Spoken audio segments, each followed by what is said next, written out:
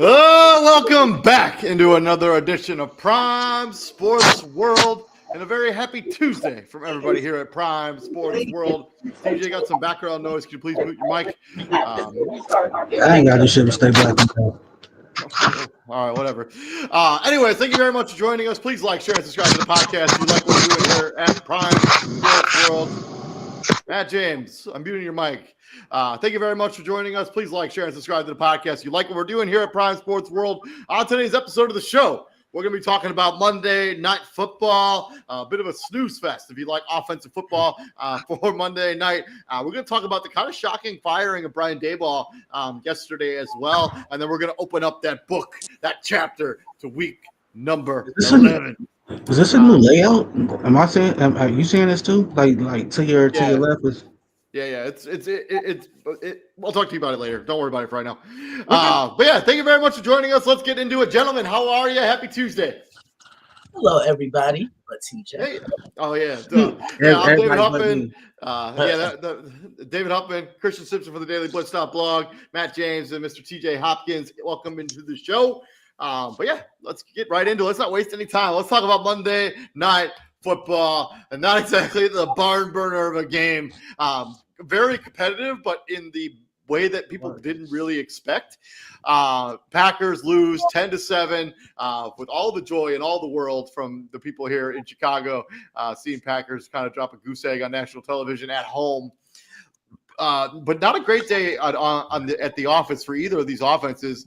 Jalen Hurts, 15-26, 183 yards and a tutty, 66 yards for Saquon Barkley, and then Devontae Smith had 69 yards receiving and a touchdown, but most of that came on the 36-yard touchdown that he caught from Jalen Hurts. On the other side, Jordan Love, just done a great day at the offense for him and this entire offense. 20 of 36, 176 yards. He was only sacked 3 times, but it felt like a ton more. Josh Jacobs, 21 for 74, and Christian Watson, good to see him back into the scoring there, 2 for 45. Latavia Wicks, 4 for 38. It's not a great day for this offense. They did have 2 fumbles in this game, or 1 fumble, and then they had just 1 fumble. Talk to me about it, gentlemen.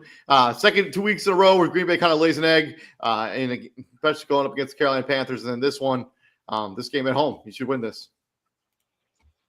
Right, again, if you're a quote-unquote NFL traditionalist, you love this game. Like it was defense heavy. It was neither team could really get an edge offensively, and so on and so forth. If you are new to the NFL or new-ish to the NFL, this is not the game you want to show like somebody that's trying to get it, trying to get into football. It's like, hey, I want to understand football more. I want to like it. Like, can you show me a game? And it's like, this is not the game you show that person.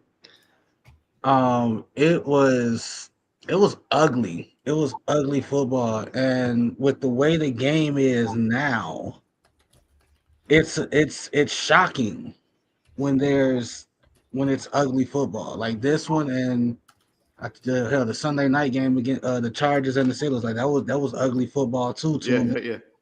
Yeah. And it was like it's almost like David. It's like you say. It's like holy like we was not expecting last night's game to be what it was. I kind of thought it was going to be like a high-scoring affair. Like, you kind of think that these are 2 high-flying offenses. The Eagles coming off their bye week.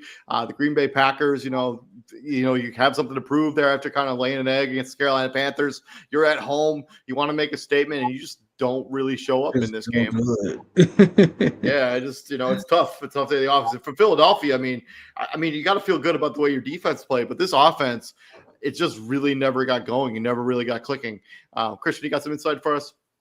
Look, I loved every second of this game. I'm a former defensive player. You know, I have a defensive background, and this just went and it showed me that the art of stingy defense is not lost in the National Football League. Really, both defenses flex their muscles. You know, Green Bay putting Jalen Hurts under a lot of duress, and Philly doing the same for Jordan Love. But to me, the difference maker was Jalen Phillips. Look at the impact. Oh man, hell yeah! I mean, talking about return on investment immediately, right? Right. Look, the Eagles have been looking to replace Josh Sweat, and they haven't done it. You know, it took getting Brandon Graham to come out of retirement to. He looked great yesterday too. I mean, Jalen Phillips did things that didn't impact the stat sheet, David and TJ. Pressure doesn't always mean sacking the quarterback. It's collapsing the pocket, doing whatever you can to impact the throw. He has long arms. He plays with a lot of range. He's a taller defender, and he uses his height and his long arms to his full advantage. And he knocked down about 3 or 4 passes, like prime JJ Watt did. But yeah, he had an immediate impact. But Philly just made one more play offensively when it mattered. And I always say, TJ can tell you this. What do I always say, TJ? After a game, during the half, after halftime, during any football game, whether it's college or the NFL, who makes those key adjustments at the half? And Philly did that because Green Bay, they played a lot of zone. You just saw Devontae Smith finding a little bit of crease in zone coverage. You know, I've never been a guy that's like zone coverage. I'm playing man. I'm jamming you at the line of scrimmage. I'm making it difficult for you to try and get open on me. Like, you're gonna have to earn your yards. You're not just gonna sit in the middle and just catch the football on me. But I want to see the Eagles play like this a little more, where their defense kind of mucks games up and they turn games into dogfights.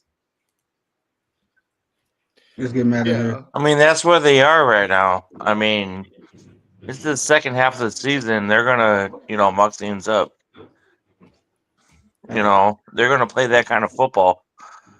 And for a minute there, I was like, "Hey, this should like finish 3-0, bro." Like, I kind of thought at one point in this game, I thought it was going to end in a nothing overtime. Like, we're going to see this game go to overtime and nobody score because these offenses couldn't. It was the first time that a game has been scoreless at a half in like 2 years. Like, it's just crazy. And on the Green Bay side, like, okay, y'all ain't on Twitter. Well, outside the Christian, you two ain't on Twitter like we are. There are Packer fans on Twitter calling for Matt LaFleur's job, and I'm telling you right now, shut up. Yeah, I mean, it's not his fault. This is a Bears You're playing fan. Philadelphia, for Christ's sake. Like this is a Bears fan telling you to shut the fuck up about your coach. You have a damn good coach. I mean, Matt LaFleur is probably a top 5 coach in the NFL right now. Like, this is coming from Bears fans. He just doesn't have the jewelry to back it up that some of the other guys have. Like, David, if we're gonna go down that list, it's Andy Reid, Sean McVay, Tomlin. I think I almost Sirianni. And I still got to put Sean Payton in there. Okay. Well, Payton, yes. I mean, it's in the top 10 for sure. I mean, we're talking. I mean, Kyle Shanahan, those guys, all those. Yeah. So, but it's like, no, you don't get rid of LaFleur. You don't get rid of like the issue the conversation that they need to have, they're not having right now, and it's your $55 million man is making mistakes that a $55 million man shouldn't be making. That fumble that he did was, what the hell was that? Like, you expect you don't expect that from a guy who sat for 3 years, who knows this offense like the back of his hand. Like, you don't expect that from him. You're like, that's not what you're expecting. Like, that's the conversation that you want to have. That's the conversation that you don't want to, because you're paying this guy $55 million, and once again, before the season start, I'm watching ESPN and they're like, "Oh, Caleb Williams has the most pressure out of any young quarterback." I'm like, there's a guy in Green Bay who got $55 million, and then they traded for one of the best pro edges in the league. And you want to tell me that a second-year quarterback in his third system has more pressure on him than that guy? The clock is ticking on Jordan Love, 100%. and The clock is ticking. Well, I mean, he's got a lot of pressure on him right now. Moving on from week number 10, Monday Night Football. Let's talk about those game balls before we move on into number 11. I'm going to go first because usually I let you guys go first. I left the game ball out there. Actually, I got to go get it. But I'm giving it to Matthew Stafford. First player in NFL history with 4 touchdowns and 0 picks and 3 straight games. And by the way, after a ho-hum start to the season where he threw, what is this? Hold on.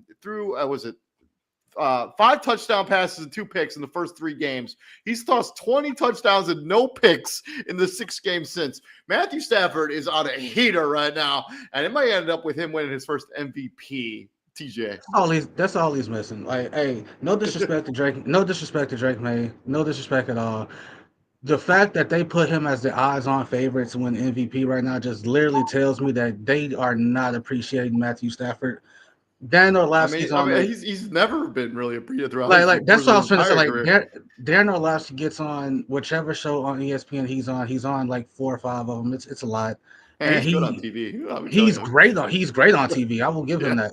And he's awesome. Like Matthew Stafford is the most underappreciated superstar this game has ever probably seen, and I cannot agree with him more on that. Like this, 20 in his last whatever games, 20 touchdowns. He's the first NFL player ever, quarterback ever, to throw 4 straight to have 4 straight games of 4 touchdowns or more. No one's doing that, and you're gonna get with 0 picks. With 0 picks, and you're gonna get the MVP to Drake May. Anyway, my game ball is to Caleb Williams. Hey, put the team on your back, young man. Put the team on your back. Boom, baby. Matt James. I mean, I love me some Johnny T. I mean, 244 and 3 tutties again. But I'm going with I butcher his last name every time. Devon Achane. Oh, Achane. 174, 2 tutties. Giving the Dolphins a win. He had 3 touchdowns. He had 3 touchdowns in that game. Big win for the Dolphins there. Yeah, I was 6 yards off that Jonathan Taylor prediction. 100%. Christian. Jonathan Taylor, literally. Look, that's my boy. If you got 2 first names, 32 carries, TJ, what I tell you on Sunday? 244 of them things. Mm-hmm. Hey, I said 250. He had over 250 scrimmage yards in the game. Nah, G. But 3 touchdowns, and he called game. Yeah. Yeah, Jonathan Taylor's on another level. If he doesn't win the MVP this season, there's something wrong. Yeah, right. Like he's another one, bro. Like again, no disrespect to Sam Drake May. To Drake May. Sam Darnold should be in that conversation. Right, but it's other cats out there that deserve to be in this conversation. Matthew Stafford's one of them. Sam Darnold's another one. And Jonathan Taylor. It had in some variation. That has to be your top 3. Yep. That has to be your top 3. Easy. And before we get up into week number 11, we have some breaking news in the National Football League. Brian Daboll fired by the New York Giants. This comes after another fourth quarter collapse to the hands of the Chicago Bears. Sorry, Christian. He does not care. It's the 4th loss of the season, featuring a blown double-digit lead and a fourth quarter meltdown. He's 20-40-1 as the head coach of the New York Giants. And let's be honest with you, 11 of those victories came in just one season. Mike Kafka, Northwestern alum, Illinois native, is going to be the interim head coach of this football team for the foreseeable future. Let's talk about the firing. Do you think it was justified? I got to be real honest with you. I was borderline shocked at this news because of the development of Jackson Dart and how good he's been this season. I kind of thought Brian Daboll will at least survive the season. I'm pretty shocked that they did this midseason. Christian, this is your football team. What is the media saying there in New York? Talk to me about it. Anyway, sorry, I just had to do that. This has been brewing up, David, because it just seemed, honestly, I'm surprised he still had a job after what happened in Denver. I'm surprised he's still had a job going into this season. Let's be real. No, I mean, yeah. Look, I'm surprised considering how they just literally dropped the ball in Denver. I mean, you gave up 33 points in a quarter, not a half, a quarter. Man, I don't know what it's been with this season. That seems to be happening a lot in the NFL. Like the Houston Texans on Sunday came back from 16 down in the fourth quarter. Like they just erased that deficit, no problem. Yeah, but I think a lot of people out here saw this coming. Like it just seemed like his seat was getting a little hotter and hotter as the weeks were going on. And I just think what happened against the Bears on Sunday was. I mean, this felt like the Detroit Thanksgiving debacle. Like it was like like whatever his name was, I can't remember his name now. His seat was super hot in Chicago, and then they had that meltdown. Yeah, Eberflus. Yeah, then they had that meltdown on national television on Thanksgiving. Eberflus. And they're like, well, we're firing you. So this felt like the last needle, like the last straw. Sorry, go ahead. Oh, he was. I think Christian. Did you have more to say, or can I? I had nothing else to say. Go ahead. Okay.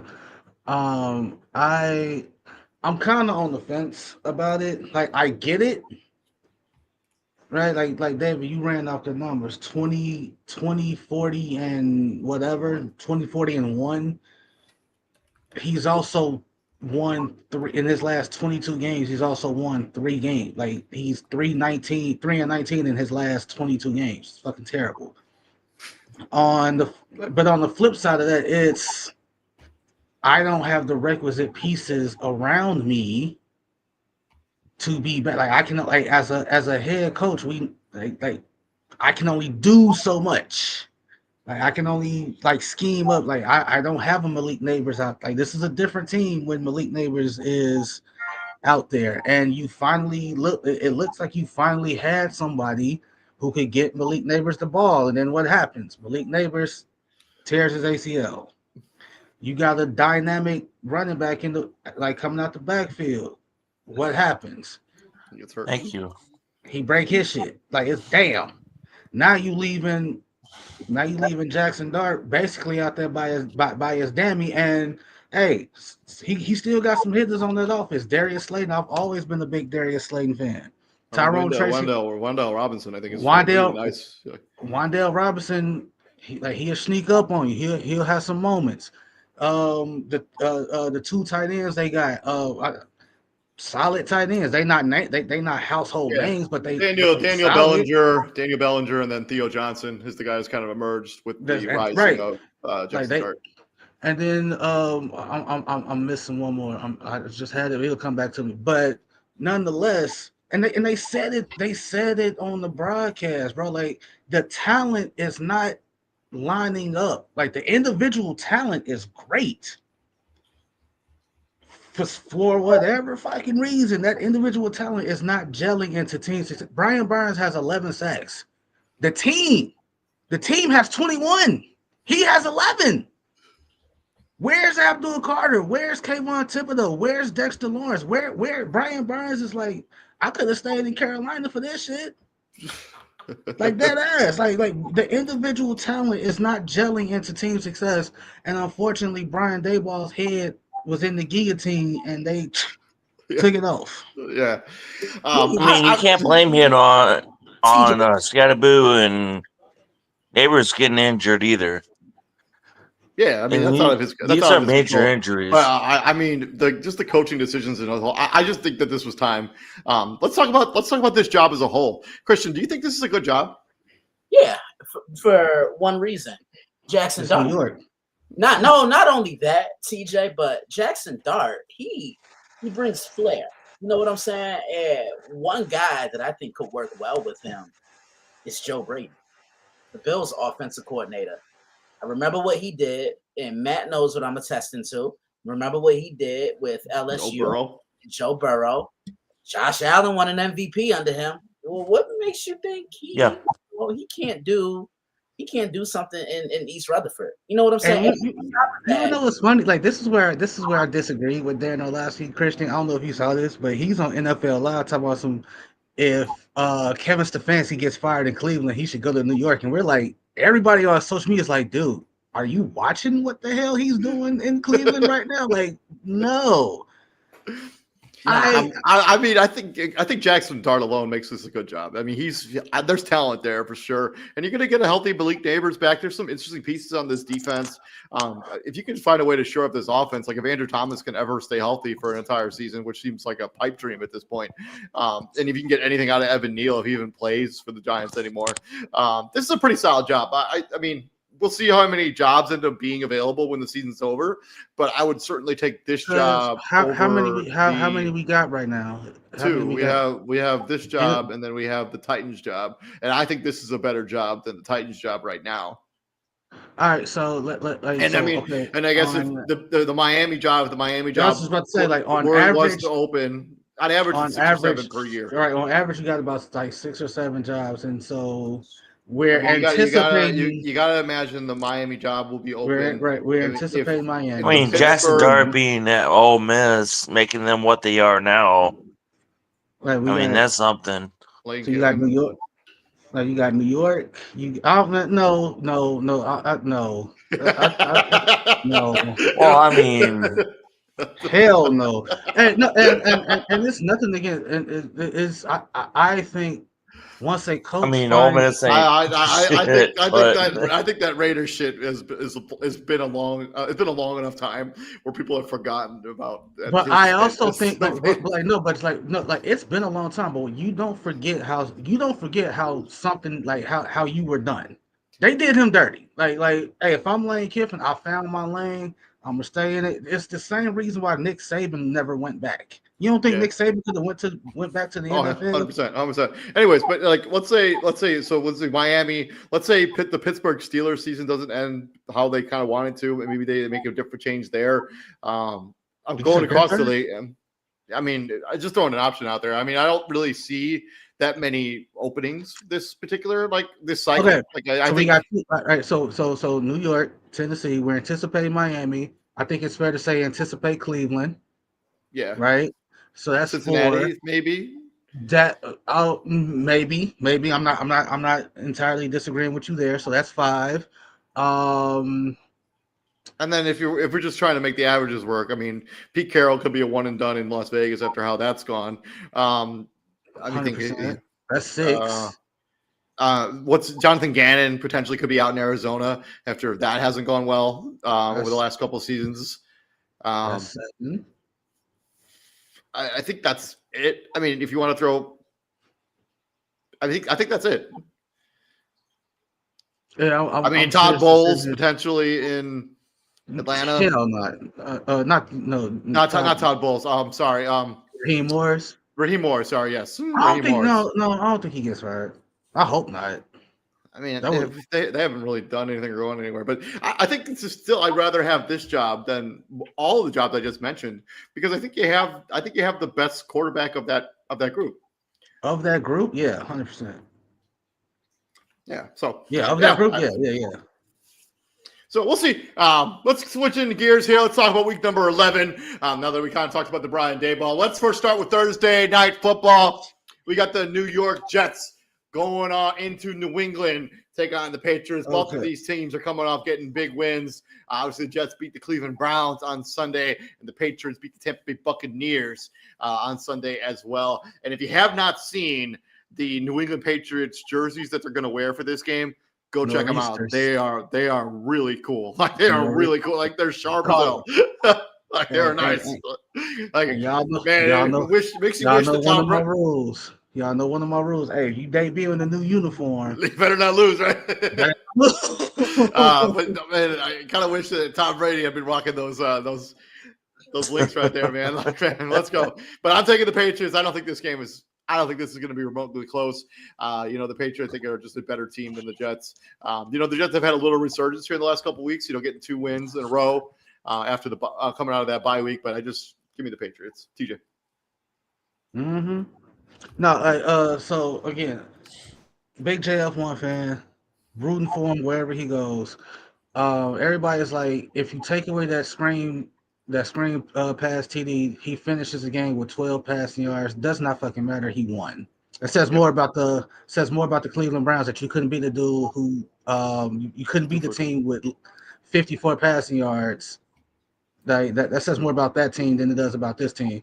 That being said, Patriots should win this game. We already know divisional matchups are fucking head scratchers. They tough, i.e. Miami, Buffalo. We expecting Buffalo to come in, set up shop, take over the trap, and they got their ass beat. Patriots on Thursday night, new uniforms. Again, my rule: you debuting a new look, fucking you better win. Patriots. Matt James. Yep. Moving on into Sunday afternoon football, actually Sunday morning football, everywhere you are in America. And if you're in Spain where this game will be played, I think this is probably like a late afternoon kickoff. I don't actually know. I don't have that conversion in front of me. But we got the Miami Dolphins fresh off getting kind of an upset win against the Buffalo Bills, going into taking on the Washington Commanders, who got ransacked by, man, my memory is not great right now. They didn't win. I don't remember who they played, but they got Detroit. Detroit. Thank you. Yeah, they got beat pretty easily by Detroit. That's 5 losses in a row going into this game in Madrid. Last time these two teams played was actually 2 years ago. Christian, do you remember who won this game 2 years ago? Was it Miami? Miami did win this. This is when they had that high-flying offense, 45-15. This game was in Maryland. Starting quarterbacks for these two sides, Tua Tagovailoa and Sam Howell for the Washington Commanders. Christian, how does 2025 shake out? Commanders, Dolphins. I actually like Miami in this one, but they had to make sure they turn the page, not celebrate that big win, upset victory at that. Upset. But yeah, I like Miami. I just don't like anything that the Commanders are doing right now. I think them feeding Devin Achane the ball kind of opens things up for their passing attack, and Tua just kind of has to play with a little more control. And when he does, he's not a bad quarterback. But put me down for Miami, David. Yeah, I'm also going to take I'm also going to take Miami as well. I think the Commanders just unraveling with all the injuries. I think this is kind of going down as like a lost season. It is promising that Jaden Daniels could return maybe this season if things go well. But I don't imagine they're going to go well. I looked at what they've looked like the last 2 weeks for sure. Against Dallas and then against Detroit. Give me Miami. Matt James. Matt. I'm going to go with Miami. Just keep it on the ground and pound the ball. So yeah. Miami should win. Washington has a lot of issues right now. Deron Payne is appealing his suspension. I don't know where that's at right now. He's not gonna win that. Hey, shoot, goddammit. Shoot. I mean, what do you got to lose, but man, there's no chance. Shoot. Shoot. Goddammit. So it's like he's claiming St. Brown hit him first. There's video everywhere. Like I have yet to see a video. I'm sure there is like some. Now, right. You still can't swing. It's that age old adage. Like they never catch the first guy. Especially when you do it as blatantly obvious as that was. Like, let's be real. Like, they never catch the first guy. It's always the second guy that gets caught. Miami should win this game. If they win this game, that puts them at what? 4 and 7. Yeah. I mean, if they went out, they probably make Mike McDaniel's job, but that's what I'm thinking. So, he might save his job. No, he won't. He might.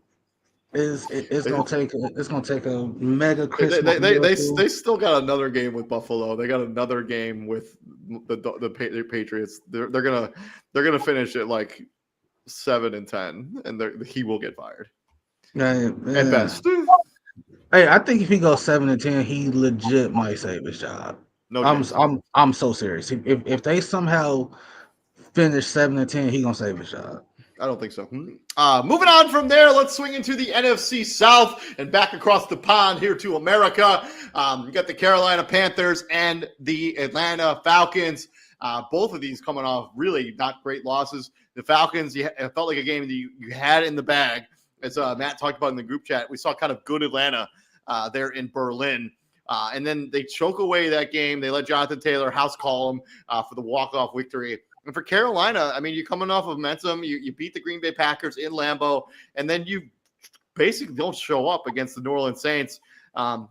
This game is in Atlanta. Matt James, talk to me about it. Yeah, I mean, week in, week out, Atlanta pisses me off. But give me Atlanta at home. I feel like they're going to get this one. I'm also going to go on the ball, keep it to your game, and just, you think, give it to Bijan. I'm also going to go with the Atlanta Falcons. This game's in Atlanta, so I kind of feel good about that. I got to be honest with you. This feels like one of those games that could be an absolute coin flip. I really have no idea which version of either of these two teams are going to show up on a week-to-week basis. There's the weeks where Carolina looks like they can beat almost anybody in the NFL, and then they have games where they lose to the New Orleans Saints and they give Tyler Shook his first victory. It just really head-scratching stuff for both of these two franchises. I will go with Atlanta, but it wouldn't surprise me in the slightest if the Carolina Panthers won this game. Christian. Yeah, I'm with you. I like Atlanta. I don't know what version of Carolina is going to show up. They really dropped the ball. I don't know which version of Atlanta is going to show up. Yeah, that too. But if they can build this offensive attack around Bijan, they're going to be just fine. That's what I think. I like the Falcons. You would think that would, that's not that hard to do. Right? Just, hey, I got this stud in the backfield. Let me just, operate around him. I saw something on Twitter and about Michael Penix, and it's like, it was the funniest shit ever. They're like, it's almost like they forget he's left-handed.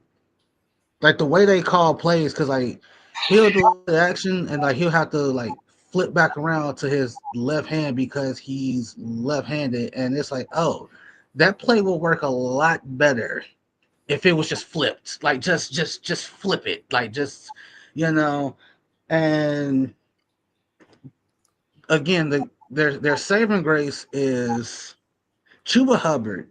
While he nice, it's not Jonathan Taylor. That's true.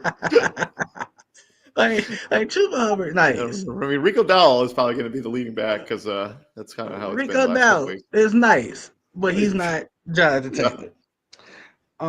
And getting lit up like that, it does something to you. It does something to you. Like you have to, I say it all the time, you got to give a damn. And you basically let one dude embarrass you. Not in front of the company, Christian. He just embarrassed him in front of the company. Mm-hmm. Company had a foreign girl at the party, and it's like, God damn, bruh. Like she went home with him that night. Like, God damn. That's like that do something to you, bro. Like that do something to you. Like it do. Like we like David, like we didn't all been at the wreck and we didn't all play fives. We didn't all I'm not leaving until I get me a dub, bro. Oh yeah, you get them bitches. I'm not leaving until I get a dub, bro. So like, if you Atlanta, you got to punch these dudes in the mouth quick. Like what the coach did to you, Jonathan. You gotta do that to them with Bijan. Bijan got to have a 200-yard day. Yeah. Give me. I'm picking Atlanta, but I'm with you and with Christian. I wouldn't be surprised at all if Carolina walked out of that with a dub too. Moving on to what should be the game of the weekend. Hold on, Christian. We got the Tampa Bay Buccaneers and the Buffalo Bills going head to head. This is the game. They both are coming off pretty bad losses to the Patriots and to the Miami Dolphins. Obviously, one of those looks worse than the other. I'll let you be the decision of which one that is. But yeah, last time these two teams played was 2 years ago, almost to the date, 10/26/2023. Christian, do you remember who won that game? And I think I know what's coming here. Actually, no. This isn't a shameless plug, David. Oh, all right. Well, do you remember who won this game really? 3 years Buffalo. ago? 2 years ago. Buffalo won this game. It was on a Thursday night. It was on a Thursday night, 24-18 Bills. Josh Allen had 324 yards and 2 touchdowns. Baker Mayfield threw for 2 tutties in this game as well. But yeah, talk to me about it, Christian. What do you got in this game? Yeah, I mean, both teams. Really I gotta be a little honest with you. I'm shocked that this isn't a shameless plug game. Like, I know that this, and I know that this card, the card on this particular week, is pretty stacked with good games. Yeah, this is gotta be like the best one. I think this is the one I want to watch more than anyone. You know what, David? I might drop this one. Here we go. Now he's gonna drop it. You ready? You ready? Yeah. Let's go. Go. 1, 2, 3. Shameless plug number 1, baby. Yeah, Carol. It seems like Tampa Bay's kind of dropped back down to reality. You know, they've kind of regressed. Are the injuries beginning to catch up with them? Yes. Now, yes. Yes. I agree. TJ, wholeheartedly. Yes. Run the football. I think their offense would get a boost if Bucky Irving were back. I think he would just kind of open things up a little bit more. And the Buffalo Bills just pissed me the hell off. If we're being real, like they fucked up the church's money. They fucked up the church's money. It cost me my last Survivor pick. I'm sorry. I feel bad for you. I don't give a shit about his money. See, this one we can't get ahead as a people. Shut up. Nobody man. I was asked a question the other day. Don't give it that. Does Buffalo have an identity? And I said no. They really don't. When they have a Josh Allen. That's what they have a Josh Allen. That's it. Sunday, if he's not playing otherworldly, they're gonna lose. Yeah, Sunday they reverted back to all the old ways that I used to rant on this show about not running the ball and putting the game in the hands of Josh Allen, thinking he could be Superman. So to be honest, I'm curious as to which version of both teams shows up. Now I preview this one on Sunday. Be on the lookout. With that being said, I'm gonna swing with the Buffalo Bills. This game's at home. They're 4-1 at home so far this season. And yeah, I think both these teams, you can really talk about injuries playing a big portion, especially on the defensive side for the Buffalo Bills. Ed Oliver still not being available. I will take the Bills, but the mounting injuries. Bucky Irving's probably not going to play in this game again. It's still no Mike Evans, Chris Godwin probably not out of the mix. It's a lot of pressure on Emeka Ibuka and Tej Johnson, 2 rookies at the wide receiver position, and Cade Otton. He's still a good football player, but give me the Bills. TJ. Yeah, again, Baker Mayfield. I had I had Tampa beating. Who did they just play? New England. Because I thought Baker was finna do some Superman type shit, but at the same time, we also looking at Baker Mayfield. You just listed off all the offensive pieces he don't have. I mean, I didn't even talk about their offensive line. They're still missing one of their starting guards and some other pieces on that offensive line as well that haven't played in a few weeks. And eventually, that should catch up to you. It catches up. Like you can. It's kind of like what. It's kind of like New York in a similar sense. Like you can only do so much. Right, like eventually, the second and third string guys show you why they're second and third string guys. Like they might have a moment, they might have a game, they might have a play here and there, but eventually they can. Like Mike Evans has 11 consecutive seasons of 1,000 yards for a fucking reason. And something that people aren't even really talking about a whole ton is like Jalen McMillan was amazing last season for this team down the stretch of last year. He hasn't played a snap this season and probably won't play a snap. Probably won't play a snap this season. Like Baker Mayfield MVP talks, like they cool off because damn, my team is falling apart and I can only do so much. I want to say I'm picking Buffalo because again, you got embarrassed. You got embarrassed by a team that game should have been wrapped up by half. I mean, if we're being totally honest with you, they got embarrassed by a team that had it gone the other way would be looking for a new head coach right now. Right now, like, and period. If you're Buffalo, and the question about Buffalo's identity is like they don't have an identity. They have a Josh Allen. Nigga, that's your identity. It's like, hey, Kansas City don't have an identity. They have Pat Mahomes. That's their identity. That's the fucking identity. Baltimore don't have an identity. They have a Lamar Jackson. That's the identity, right? The issue that they have is they had on Sunday. You didn't let James cook. You didn't let James cook. That's it. It's a different ball game when he back there toting that rock and he getting his. Because then now it's two things you got to worry about. And where'd you get that from, TJ? Oh, some dude, you know, he all right, you know, he think he knows shit, but you know, it is what it is, you know. Your ass lunch money all them years ago on Cash App. Keep playing with me. Matt James. Let him cook, bro. Let him cook. Run the ball. Run the fucking ball. That's how you beat Tampa. Give me Buffalo. Moving on from there, staying in the AFC, but we're going to swing into the AFC South. We got the Houston Texans who pulled the rabbit out of the hat against the Jacksonville Jaguars this most recent weekend, going into the Tennessee Titans in Nissan Stadium, where the Titans came off their bye. And I'm pretty sure they lost the week before their bye because they only have one win this season. The Texans, I'm not sure what C.J. Stroud's status is going to be for this particular game. Davis. But if I'm being totally honest with you, this offense looked better with Davis Mills under center than it has with C.J. Stroud for majority of this season. And I understand that C.J. Stroud is, you know, the franchise guy, but if sometimes you have to go who has the offense moving a little bit better. I liked what I saw of Davis Mills. I mean, it's a sneaky good game against the Jacksonville Jaguars. But I mentioned C.J. Stroud. If he's cleared of the compression protocol, he'll be the starting quarterback. TJ, talk to me. Titans, Texans.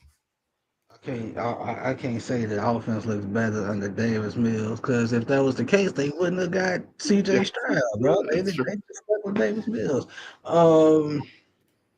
This shit gonna be ugly. This might be a great, terrible game. This game, like what I mean, like, this game gonna Lord be great. Jesus. This game gonna be great and terrible at the same goddamn time. Hey, all right, so like y'all, we all already know like what Chicago and Cincinnati was like that. That's a great, terrible game. Like, hey, yeah. I mean, even that. It was great and terrible at the same goddamn time because, hey, for obvious reasons, like I'm not expecting that high of a score between these two. But if you're the Texans and you can't beat this version of the Titans, D'Amico Ryans, what are we doing, man? With that being, I'm taking the Texans in this game. They should. Yeah. This shouldn't even be a competition. Christian. Next game. Magic. I mean, you have Tony Pollard in there. You never know. Give me Houston. I'm joking. Moving on, we got the Chicago Bears fresh off beating the New York Football Giants on Sunday afternoon, and the Minnesota Vikings going into Minnesota and taking on the Vikings, who came up just short against the Baltimore Ravens in their comeback effort against Lamar Jackson and the upstart Ravens. Vikings, Bears looking to get their revenge against J.J. McCarthy for that fourth quarter in week number uno. But will they get it? Christian, talk to me. I trust Caleb Williams a lot more at this point than I do J.J. McCarthy. Like, J.J. has done some good things. I'm picking the Bears to win this game, and here's why. The Bears are going to be the only team that have seen J.J. McCarthy twice.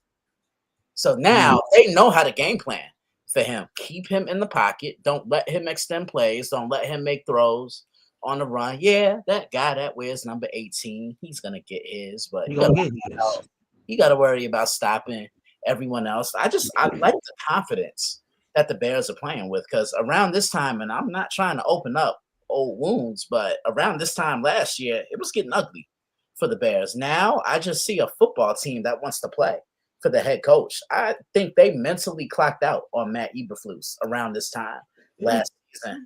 I'm taking the Bears. They're going to keep it rolling. Yeah, put me down for Chicago, man. It does something to you. I'm going with the Chicago Bears too. I think that they're riding some momentum. Last 2 games, kind of getting those crazy victories. I know you can't keep that going for the entire season, but I think they should be able to beat Minnesota without having to pull the rabbit out of the hat. Give me the Bears. It does something to you, to Christian's point about last season, when you have these close games. And by this point, the Bears had a handful of close games that they were on the short side of. Like they lost those close games. It does something to you when you lose, like when you're in those games, you think you're doing everything right, and then something happens where you end up losing. Now you literally fast forward just a calendar year, and now you're on the other side of those close games, like you're winning them. It does something to your psyche. It's funny because now Vikings fans are on Twitter trying to clown Bears fans. Like, y'all do know Caleb Williams hasn't won a game against the Vikings. It's like, dude, shut up. Like, just let Sunday get here and let these teams battle it out. Like, you sound real. I don't want to say scared, but you sound kind of scared right now, bro. Like, hey, like maybe you having that conversation, like, hey, damn, like maybe we should have paid Sam Darnold what he was asking for. Yeah. Maybe JJ ain't what we thought he would be right now. Whatever. I'm picking the Bears. Cousins. I'm picking the Bears. Yeah, you ain't shit. Go ahead, Matt. Fuck Minnesota. Moving on from there, we have former powers in the NFC going head to head multiple times. These guys teams locked up in the playoffs. Most recent time in 2017, where the Packers got the major victory over the New York Football Giants. But this is 2025 and not 2017. Packers are coming off 2 straight losses. The Giants, obviously, that devastating loss to the Chicago Bears. Mike Kafka making his first start as a NFL head coach, so congratulations to him. Jackson Dart in the concussion protocol. I do not know what his status is going to be like for this game. I'm not sure it matters. Christian, talk to me. Fuck Green Bay. Hey, I got you, brother. Look, anytime y'all ask me about this damn football team, this is what he gonna do. I'd rather take the damn little Giants than these grown ass men. That's cold. That's cold. Give me the damn Green Bay Packers. 6 cheese, Wisconsin. Jesus Christ. So real quick. We are not sending you like a loaf of cheese or whatever it is. Just real quick. What happened? Like, what are we saying about Green Bay? Like, let's say they win, but they struggle. I would be pretty concerned. I'm pretty concerned about Green Bay right now. I mean, their defense. They've been struggling lately, but their offense doesn't seem to be clicking. These wide receivers, like I know Matthew Golden didn't play, and I know the Tucker Kraft injury is devastating, but like this offense has just not clicked this season, really at all. The last 3 weeks. I mean, you barely escape the Cardinals, who are not a good football team. You lose to Carolina at home, and then you basically just get. Your offense just doesn't show up against the Philadelphia Eagles, a team that's given up points and yardage in multiple weeks and multiple times, and you're unable to capitalize on that. This offense just doesn't look good. Exactly. They've been struggling. So, I'm taking the Packers. Jackson Dart, bro, this is your rookie year. You've already been evaluated for 4 concussions. Mind you, you started late. Yeah, you started late, bro. Like you ain't started. Like you weren't the starting quarterback till about what, week 5, some shit like that. 4 maybe. Yeah. And you've already been evaluated for 4 concussions. Slide, dude. Slide. Yeah. Get the fuck. You're down. Becoming Tua. Like get the fuck down. Like. The main reason you got that fumble knocked out and then you got your ass knocked out was because you trying to be the hero, trying to ice the game. And Gardner Johnson said, I got sick and tired of watching him run, and he laid the hammer down. Take the yards. He's becoming the next Tua. Take the yards. It's not that bad. It's not to that level yet. Because me, again, I say Tua shouldn't be playing football Period. I think Tua should have like when he had that when he went through what he went through. If I was Tua, I'm done right then and there. Just stretch provision my contract out until the money is off your books. Just take the 5 or 6 yards that they give you, and then just slide. Live to play another down. Packers should win this one going away. I'm also taking the Green Bay Packers as much painfully as it causes me. Yeah, I think Green Bay's going to win, but I'll take Green Bay. Fuck Green Bay. I think the way that they win is going to be more. If they lose this game, I think the Packers need to. If they lose this game, if they lose this game, they're gonna have to have a come to Jesus moment. But if they 100%. Win this game and they struggle, it's just gonna be some conversations being had, like because you shouldn't struggle with this game. Moving on into the AFC North. We got the Cincinnati Bengals and the Pittsburgh Steelers going head to head in a throwback or a recap or a remix or whatever to the Unk Bowl from Thursday Night Football a couple weeks ago that went to the Cincinnati Bengals. The Steelers, they're 2-3 in their last 3 games with a loss to Green Bay, and they lost to the Chargers this most recent Sunday. Sandwiched in there is a dominant victory against the Indianapolis Colts. So who are the Steelers going into this game against Cincinnati? I think they're 3-4 in their last 4 games, actually. Christian, talk to me about this. Steelers, Bengals.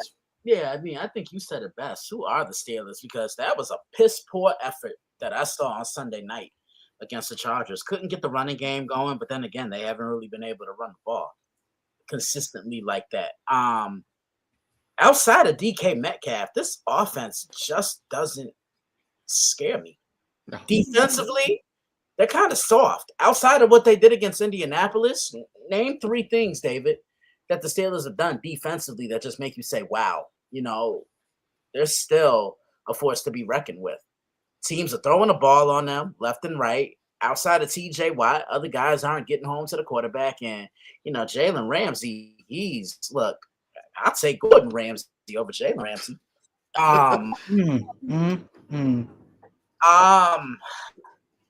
The Bengals, you don't know what you get from them either. If we're being honest, I mean, have they played hard? I mean, they're 3-6 for a reason. I mean, come on. Right. I mean, they came out. They're just coming off their bye, but they lost 2 games in a row in heartbreaking fashion. Where you have the Jets dead to rights, and you lose that game. You almost come back and beat the Bears, and then you lose it because their defense sucks.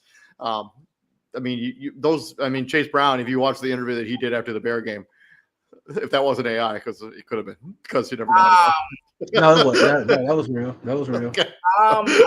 I'm taking the Steelers. I'm just taking the Steelers. I don't think anything else really needs to be said.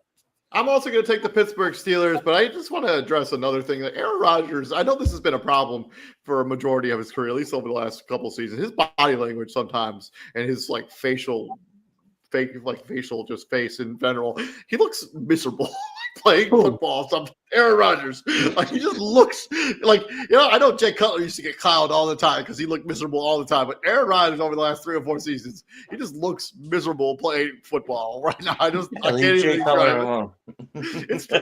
Jay Cutler had terrible body language too, but something Aaron Rodgers looks miserable playing football right now, and this is we'll see, because if you want to keep talking about how he looks super mobile and super stuff, I'm like, yeah, he's fine, but his body language, when everyone thinks don't go well, it's just not. He wants out. David, he's done. But see, David, here's the point. He's been that guy his entire career. He's an off leader.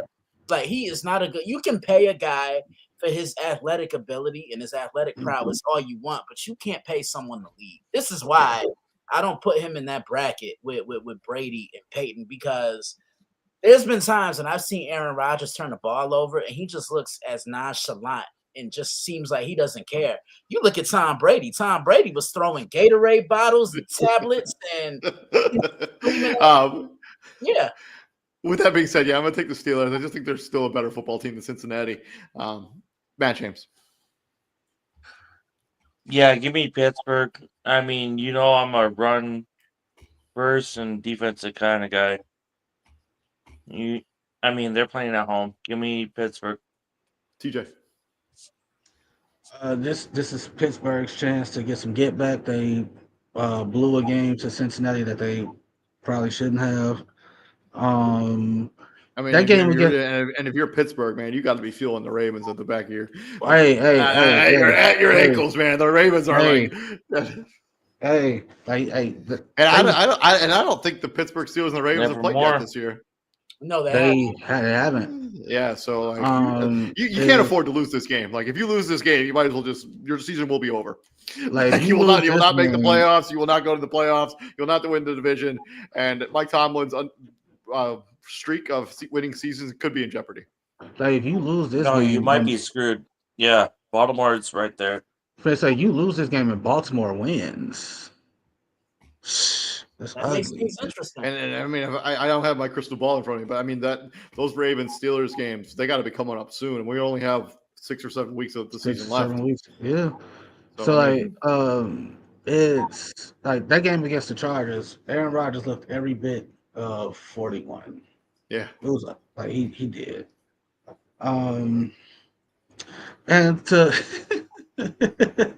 hey, and David's just going in on Aaron Rodgers in the Sunday Night Football because he's like, oh no, maybe if he didn't wait till the last fucking minute to show up to camp, he would have a rapport with his. I'm like, okay, David, like, I may or may not have been drinking. just pour alcohol, just pour rubbing alcohol in the wound already. Forget salts. Just take the whole bottle. Of another shot or two. Just take the whole bottle of rubbing alcohol and just douse the whole open wound with make it burn just that much more. Give me the Steelers, but if you're the Bengals and the Chase Brown comment, like that should be like a microcosm of your season, like because like now you got former defensive players talking about some. Hey, you worry about your side of the ball, bro? They put up 42 fucking points in that game. They did their job.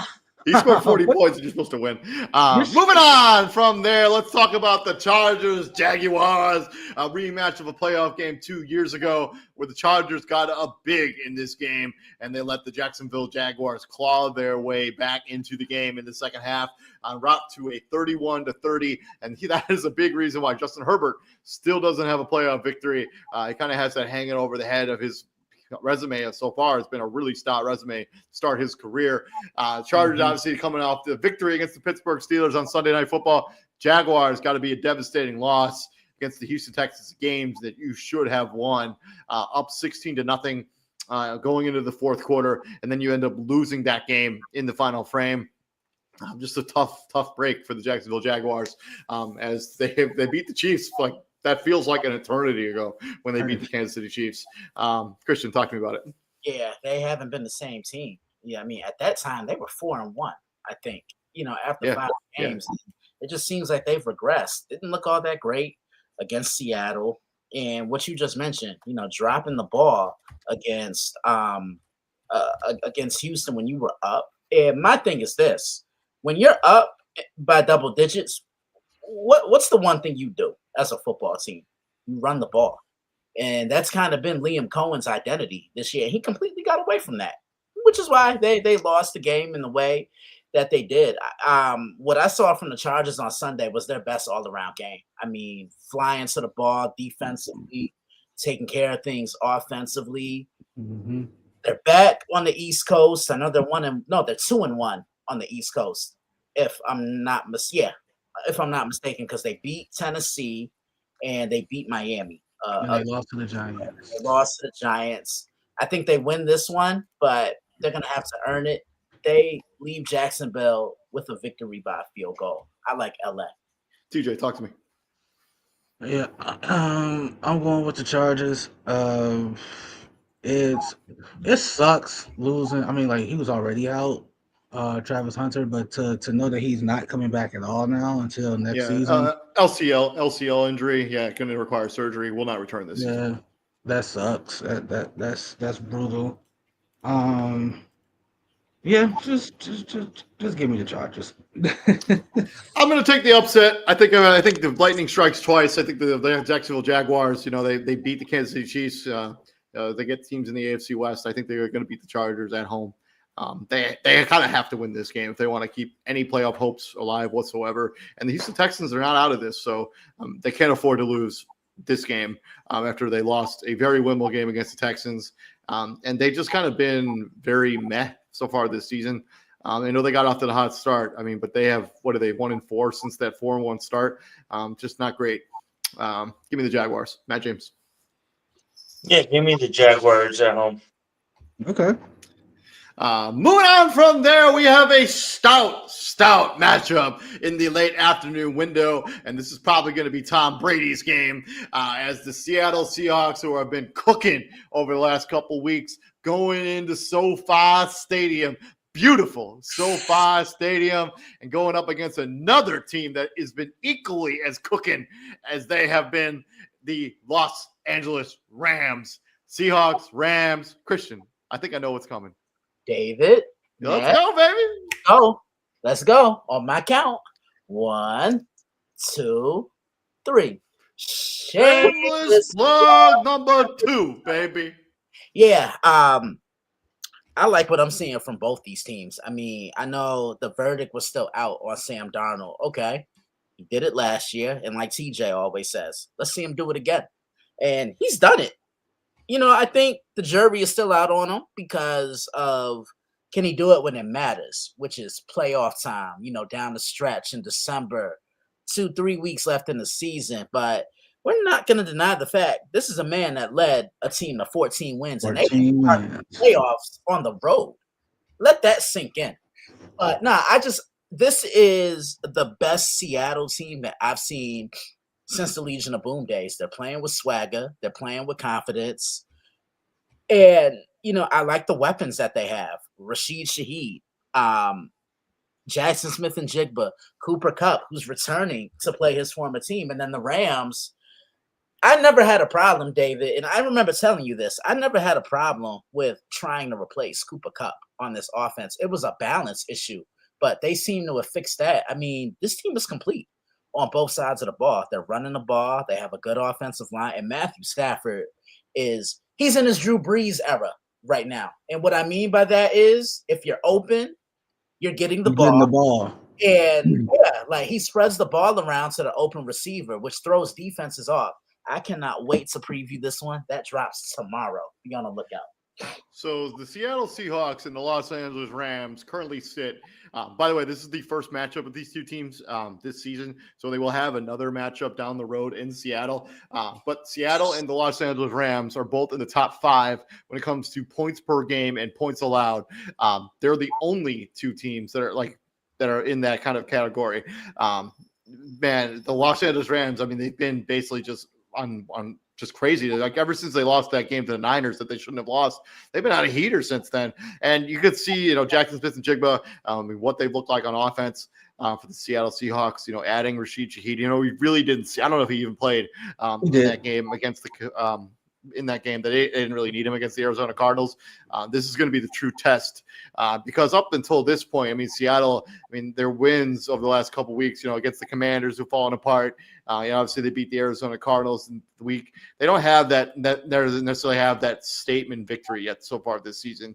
They beat the Jaguars when they were still hot. But other than that, they don't have that signature victory just yet. I think this is where they get it. Give me the Seahawks. TJ.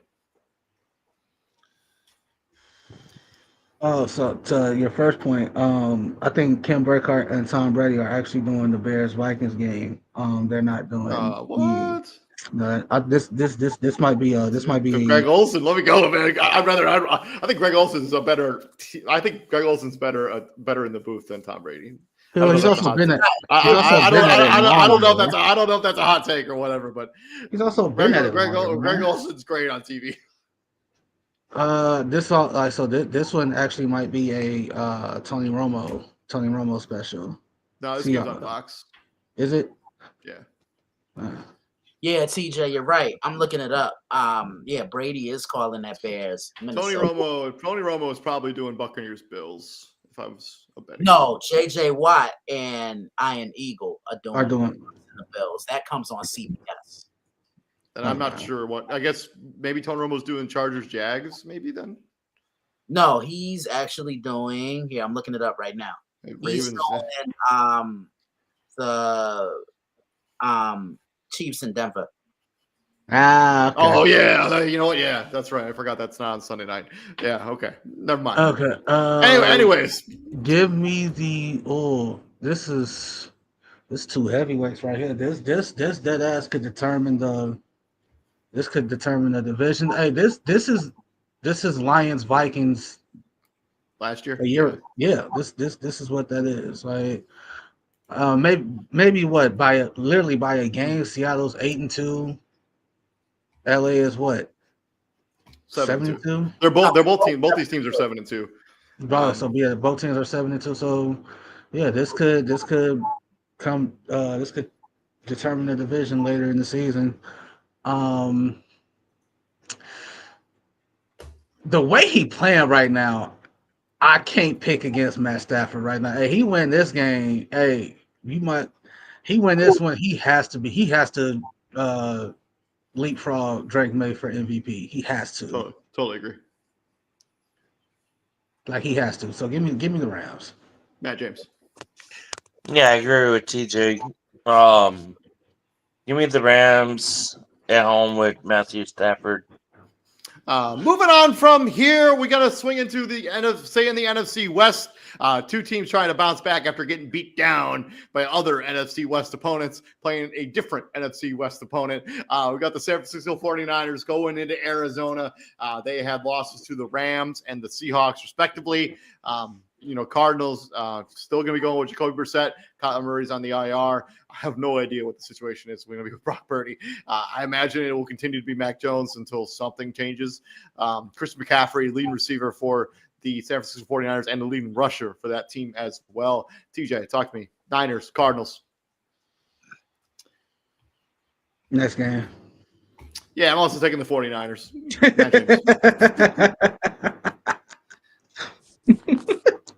Christian. Matt James. God damn it. Give me San Fran. I want to say Arizona, but no. Give me San Fran. Moving on from there, from the NFC West to the AFC North.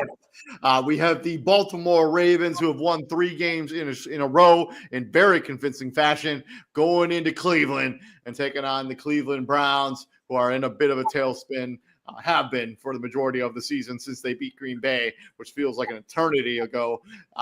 Lamar Jackson, since he's returned to the Ravens, they have been clicking on all cylinders and look like every bit of the title favorite that we talked about in the preseason.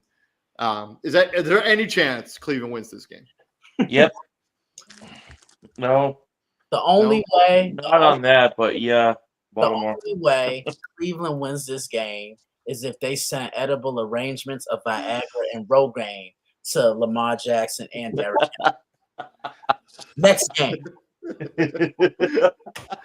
I'm just going to move on. From there, this is probably the prime must-see television. This should be on Monday night. No disrespect to the Cowboys and the Raiders. Actually, much disrespect to Cowboys and Much Raiders. disrespect to the Cowboys.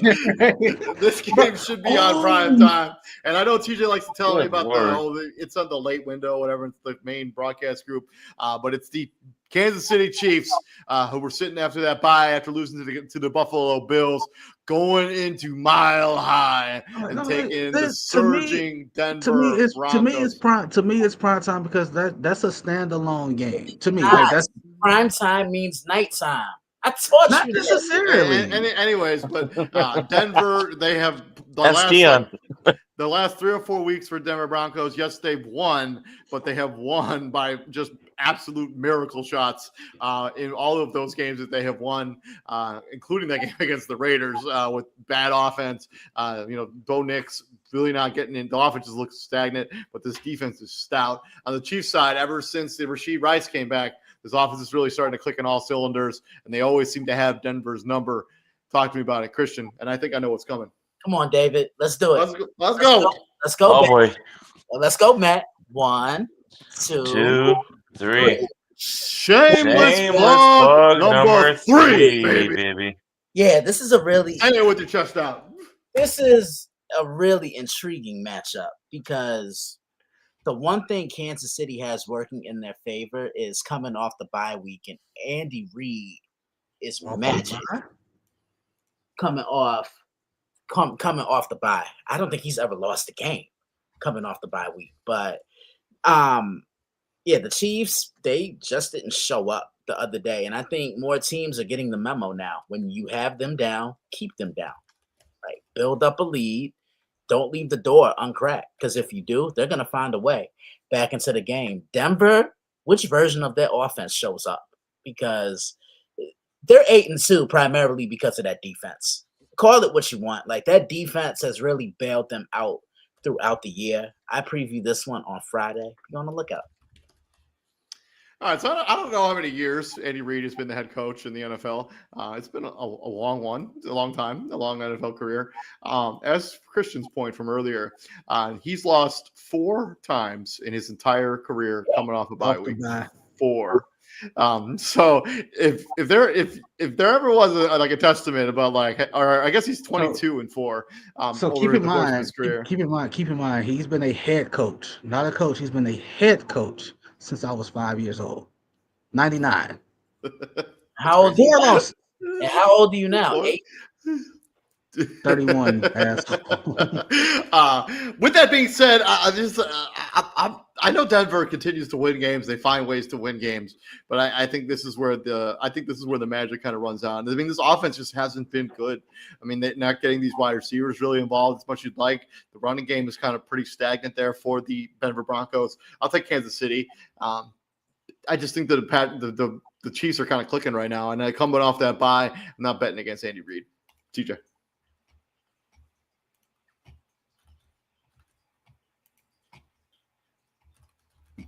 For the Broncos, ugly W's are still W's. If you can make this one muddy, if you can make this one gritty, maybe.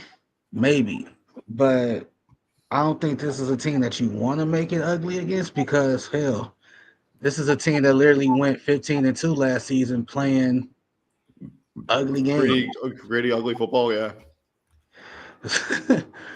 And I obviously, if it comes down to who needs a score, you're gonna trust Pat Mahomes a lot more than you trust Bo Nix.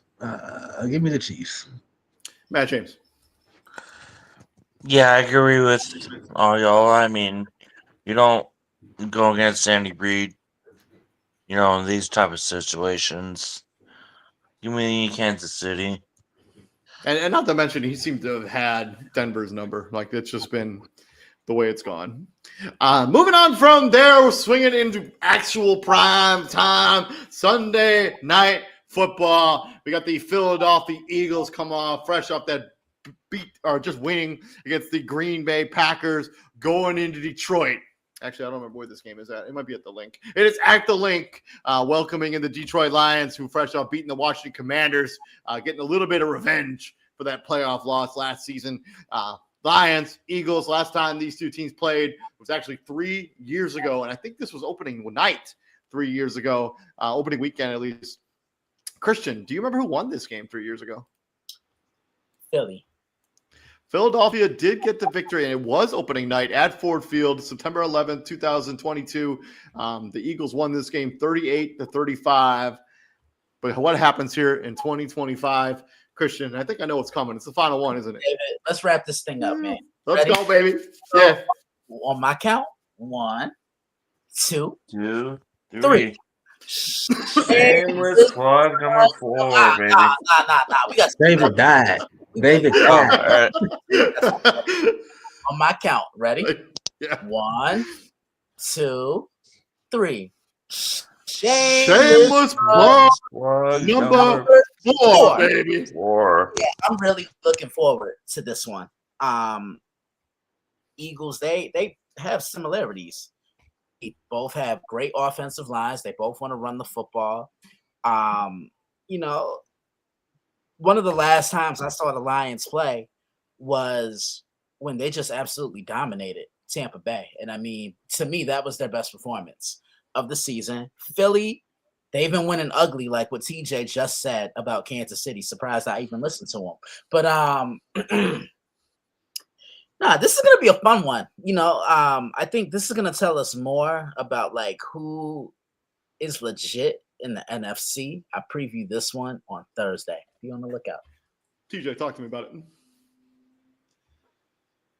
He surprised he listened to me. Hey, I'll preach gospel, so listen to that shit. Anyway, I was ignoring like usual.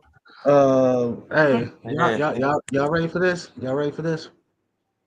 Detroit finna beat they ass. Thank you. I was gonna say Detroit too.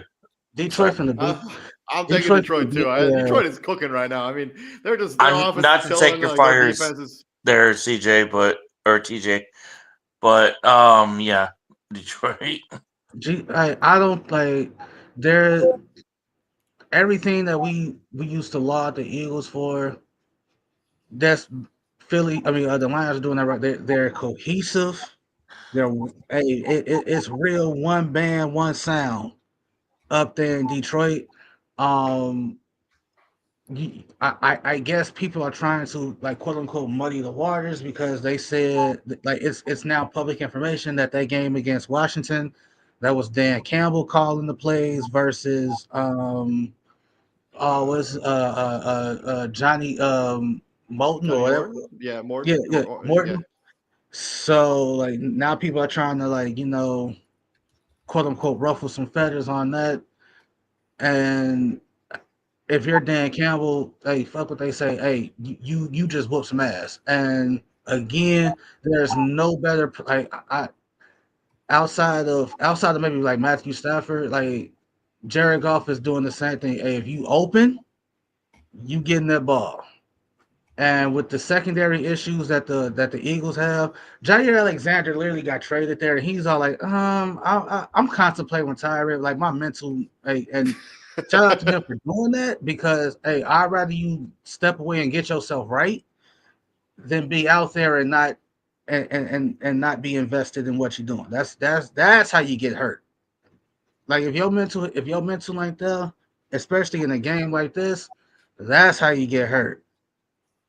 That being said, I don't trust the secondary to be able to stay in front of Jameson Williams, to stay in front of St. Brown long enough to get the necessary stops that they need.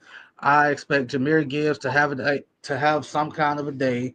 It's bad when you trade for a guy in Jalen Phillips, but Brandon Graham still got to get up off his couch to come in and quote unquote save the day. Well, in their defense, seriously, thank you. In their defense, Brandon Graham had already gotten off the couch before they traded for Jalen Phillips, but that's neither here nor there. Like that's like Detroit is real. Detroit from the I would not be surprised if this is Ben Johnson knows Detroit is real. Hey, I wouldn't be surprised if this is a 42-28 ass whooping, bro. Like I would not be surprised at all. I'm with you on that. Moving on into Monday Night Football, we got the Dallas Cowboys going into the Death Star and taking on the Las Vegas Raiders. Raiders obviously losing Thursday Night Football to the Denver Broncos. The Dallas Cowboys were on a bye after they beat the Washington Commanders. And since this is the first thing we're talking about the Dallas Cowboys, since they played last, I just want to give our thoughts and prayers out to the family of Marshawn Nealon. Tragically passed away. I think it was like the day after he had a touchdown in the game that he played in his final NFL game. Just thoughts and prayers out to the family and friends of Marshawn Nealon. Just gone way too soon. Just hope all his family and his friends are getting the help that they need. And it's just a testament for, mental health and just all that stuff. That's my whole bit there. But then we got to talk about football. We got to talk about Cowboys, Raiders. Who do you got? Come on, man. So anyway, we was talking about I forgot where, like, hey, you saying this big disrespect for this being a Monday night game. Hey, I'm looking at their schedule right now. So including this one for Dallas. So this is one primetime game. They play the Chiefs on Thursday on Thursday. So they play the Chiefs on Thanksgiving, right? They play the Lions on Thursday night, and they have a Sunday night game. Like they got the Vikings on Sunday night on December 14th, and they play Washington. They're playing on Christmas. Yeah. So like that's what 1, 2, 3, 4, 5 primetime games for the Cowboys in the. That doesn't even include. They've already been on primetime. The Arizona Cardinals game was on primetime for some reason. The Packers game was on primetime football. And the Eagles, the Eagles was, I'm pretty sure, primetime. Yeah, that was a Thursday. So, it was opening night. Yeah, sorry. Yeah. On the Thursday. And so we already know who's going to win this game. Hey, well, truth be told, if you're the Cowboys and you don't win this game, and it's already ugly for you. Like, I think you're already too far gone. In the way, technically you're not. Like, mathematically, you're still in it. Mathematically, you're second in the division, but overall, it's ugly for you. Like your big hurdle is the fact that there are so many good teams in the North and the West. I mean, your chances of catching any of those teams is pretty low. Very low. Very low. And that doesn't even include the Panthers in the South. Oh, you're screwed. Also have the tiebreaker over you. So no, you're done if you don't win this one. I mean, they may be done even if they do win this one. Because think of I'm looking at it right now. You got they're 3-5. They're 3-5-1. I mean, and like you got two teams that's 7-2. That's Philly and Seattle. Detroit 6-3. Tampa 6-3. The Rams are 7-2. The Bears are 6-3. I mean, this is not to even mention what's remaining on their schedule. They have the Eagles, Chiefs, Lions, and Chargers. You got to probably assume that that's 4 losses. So I mean, this is a game you have to win if you're Dallas. I'm taking the Cowboys. Anybody do anything else? I'm taking Dallas. Yeah. And then just quick note, bye week teams this week. We got the Indianapolis Colts after their trip out there to Berlin, and we got the New Orleans Saints fresh off getting Tyler Shook his first NFL victory. I also think I threw his first NFL touchdown on a really nice throw to Chris Olave. So maybe there's some hope there for the New Orleans Saints and their franchise. Ain't no drop. Don't do that. Don't do that. But yeah, thank you very much for joining us. This has been our Week 10 Monday Night Football recap, Week 11 preview. One more thing before we get up out of here today. I just want to give a happy or just a Veterans Day. Just appreciate all the men and women in the armed service, either abroad or here in the United States, including TJ's brother. Thank you very much for his service. Everyone who continues to serve in our country in the armed forces. We could not do what we're doing right now without their dedication and their commitment, and in many cases, their sacrifice. So just wanted to say thank you from everybody here at Prime Sports World. We appreciate that very much. Yeah, no, seriously, God bless you all.